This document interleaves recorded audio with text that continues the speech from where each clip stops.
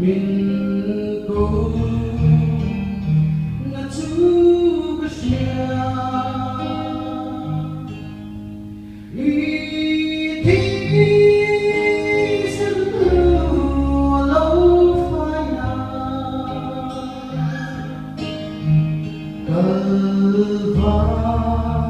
Calvaria hoàng giặc lâu lệ xóa bên lâu cất mãi nắng mơ cất giặc là bên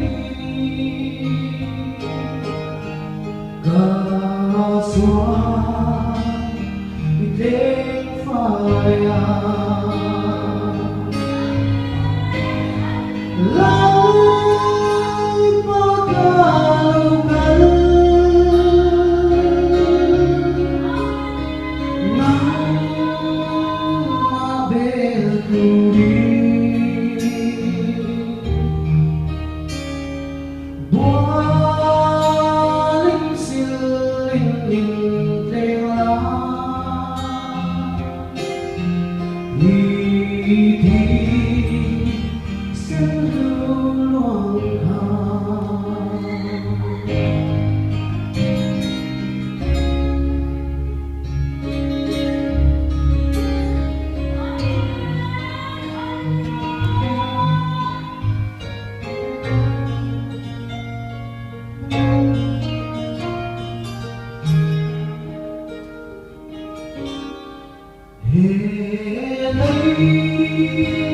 lệ hoa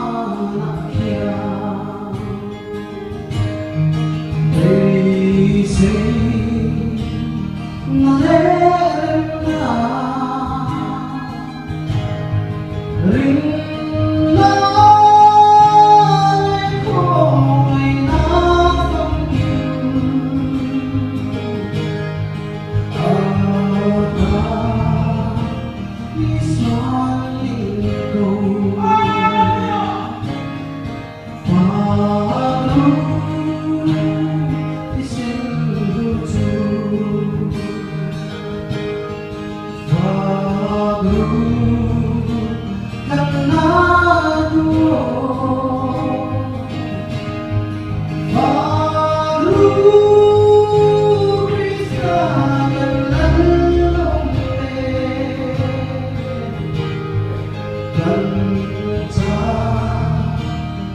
Hãy